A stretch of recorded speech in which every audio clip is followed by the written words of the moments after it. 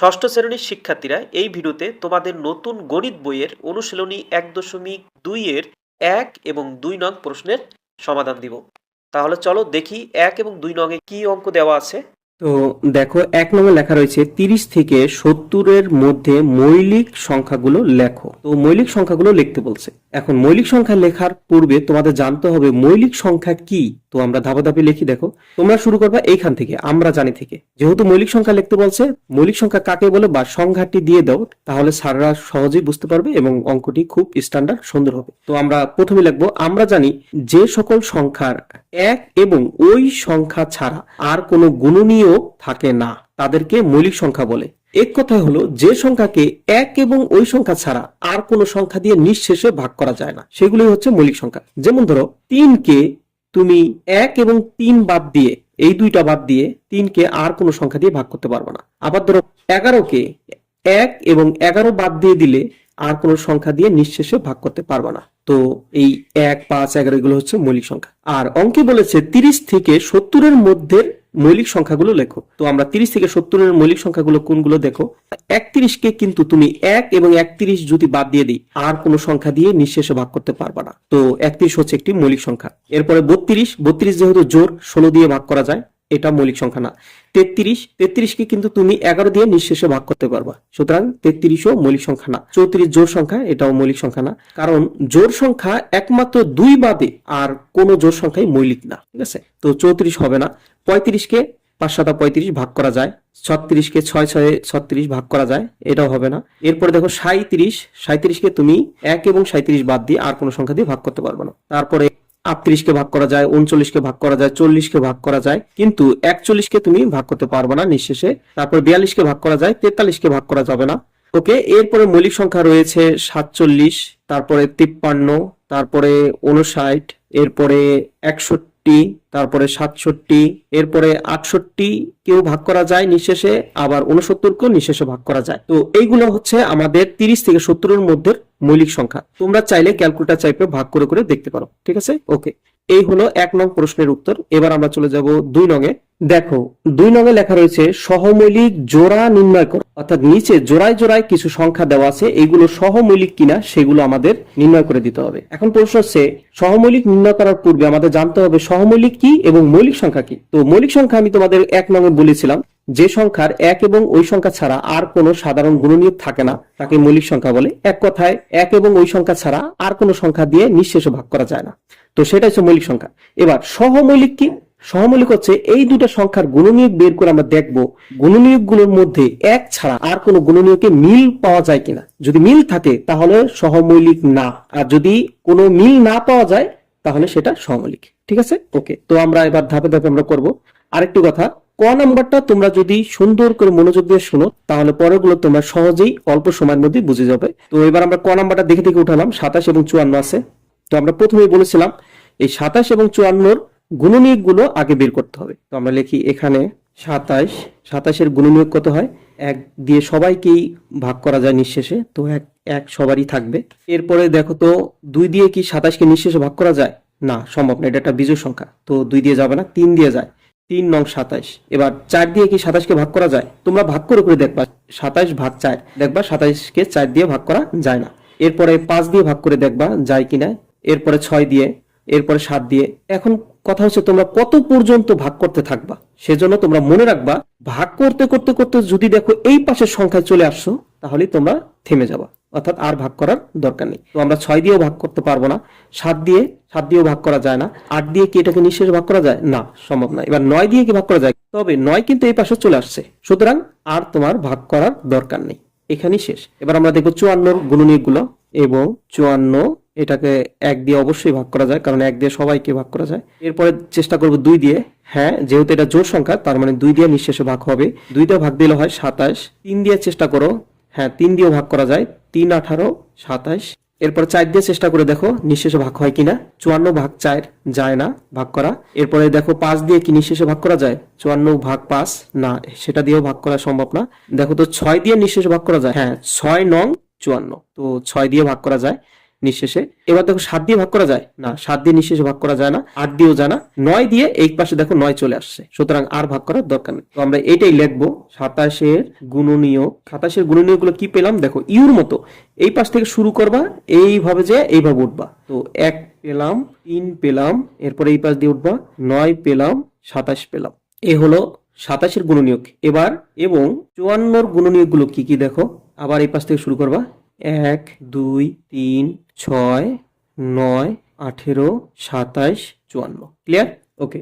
যেহেতু এবার আমাদের সহমৌলিক নির্ণয় করতে বলছে, তো তোমাদের শুরুতেই বলছিলাম যে 27 এবং 54 মাঝে যে মৌলিক সংখ্যাগুলো পেলাম, সেই মৌলিক সংখ্যাগুলোর মধ্যে এক বাদে আর কোনো গুণনীয়কের সাথে মিল রয়েছে কিনা সেটা দেখতে হবে। যদি মিল পেয়ে যাও তাহলে এটা সহমৌলিক না, আর না পেলে সহমৌলিক। তো আমরা দেখতে পাচ্ছি এখানে সাধারণ গুণনীয়ক 3 এর সাথে মিল রয়েছে, তারপরে 9 এর সাথে মিল রয়েছে, এরপরে 27-এর সাথেও মিল রয়েছে, অর্থাৎ এক বাদ দিলে আরো কয়েকটি সাধারণ গুণনীয়কের সাথে মিল রয়েছে। আর এভাবে অবশ্যই যার সাথে মিল রয়েছে এইভাবে গোল বৃত্ত দিয়ে মার্ক করে দেবা, ঠিক আছে, তোমাদের খাতায়। তো আমরা যেহেতু মিল পেয়েছি সেহেতু এটা সহমৌলিক না, তো আমরা লিখে দিব এভাবে, যেহেতু 27 ও 54 এর মধ্যে এক ছাড়াও আরো সাধারণ গুণনীয়ক 3 9 27 রয়েছে, সুতরাং 27 ও 54 সংখ্যাদ্বয় সহমৌলিক নয়। ঠিক আছে, সহমৌলিক না। আমি বলেছিলাম এক বাদে আর কোনো গুণনীয়কের সাথে মিল থাকলেই সেটা সহমৌলিক না। ঠিক আছে, ওকে, আশা করি বুঝতে পেরেছো। এবার আমরা চলে যাব খ নঙে। দেখো, খ নংটা আমি এখানে করেই রেখেছি যেন ভিডিওটা বড় না হয়ে যায়। আর তোমাদের বলেছি ক নংটা সুন্দরভাবে দেখলে খ নং এমনিতেই বুঝে যাবা, তারপর আমি তোমাদের আরেকটু বুঝিয়ে দিচ্ছি। দেখো, তো শুরুতেই আমরা 63 এবং 91 গুণনীয়ক গুলো বের করব, আর সেটি তোমরা জানো কিভাবে বের করতে হয়। লিখবা এখানে 63কে 1 দিয়ে তো সবাইকেই ভাগ করা যায় নিঃশেষে, তো 1 দিয়ে দিলে 63 একে 63। এবার চেষ্টা করবা 63 কি 2 দিয়ে নিঃশেষে ভাগ করা যায় না, কারণ এটা একটি বিজোড় সংখ্যা, 2 দিয়ে ভাগ করা সম্ভব না। তো 3 দিয়ে ভাগ দিলে হয় 3 একুশে 63, তো 3 দিয়ে নিঃশেষে ভাগ করা যায়। এবার 4 দিয়ে চেষ্টা করবা, 5 দিয়ে চেষ্টা করবা, 6 দিয়ে চেষ্টা করবা। তোমরা চাইলেই ক্যালকুলেটর ব্যবহার করে ভাগ করে দেখতে পারো নিঃশেষে ভাগ যায় কিনা, তো যাবে না। ঠিক আছে, তো আমি দেখেছি। এরপরে 7 দিয়ে ভাগ করা যায়, 7 নং 63। ঠিক আছে, 8 দিয়ে ভাগ করা যায় না, 9 দিয়ে দেখো এখানে 9 চলে আসছে, তো আর ভাগ করার দরকার নেই। এবার 91 কে উঠাবা, 91 কে 1 দিয়ে নিঃশেষে ভাগ করা যায়, এরপরে 7 দিয়ে নিঃশেষে ভাগ করা যায়, এরপরে 8 9 10 11 12 কোনোটা দিয়ে যাবে না, 13 দিয়ে ভাগ করা যায়, 13 তো এখানে চলে আসছে, তার মানে আর ভাগ করা লাগবে না। তো আমরা সেটাই লিখবো। 63 এর গুণনীয়ক গুলো হচ্ছে এই ইউর মতো 1 3 7 9 21 63, এবং 91 এর গুণনীয়ক গুলো পেয়েছি আমরা 1 7 13 91। তো এবার আমরা দেখবো এক বাদে আর কোনো সাধারণ গুণনীয়কের সাথে মিল রয়েছে কিনা।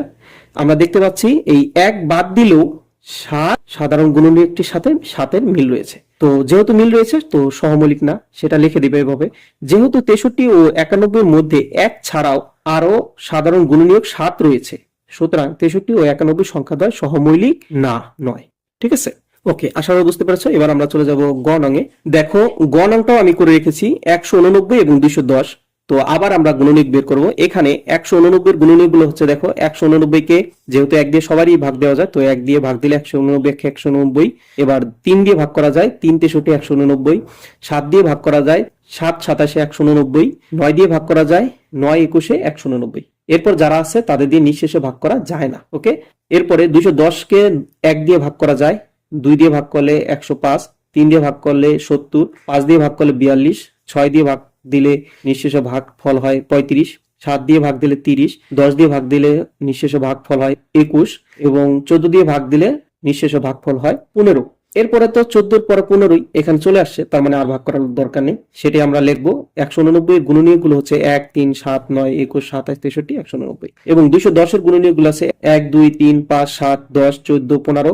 মানে এখানে যতগুলো পেয়েছো সবগুলো আমরা কমা কমা দিয়ে লিখবো। ঠিক আছে, তো এবার আমরা দেখবো যে 189 এবং 210 এর মধ্যকার গুণনীয়ক গুলোর মধ্যে এক বাদে আর কোনো সাধারণ গুণনীয়কের সাথে মিল রয়েছে কিনা সেগুলোকে আমরা মার্ক করব। তো আমরা দেখতে পাচ্ছি 3 এর সাথে 3 এর মিল রয়েছে, এরপরে 7 এর সাথে মিল রয়েছে, এভাবে অবশ্যই মার্ক করে দিবা। এরপরে দেখো 21 এর সাথে মিল রয়েছে, তারপরে আর কোনো মিল নেই। সুতরাং আমরা এটা লিখবো, যেহেতু 189 এবং 210 এর মধ্যে এক ছাড়াও আরো সাধারণ গুণনীয়ক 3 7 21 রয়েছে, সুতরাং 189 ও 210 সংখ্যাদ্বয় সহমৌলিক না, মিল থাকলেই সহমৌলিক না। ঠিক আছে, ওকে, আশা করি বুঝতে পেরেছো। এবার আমরা চলে যাব ঘ নঙে।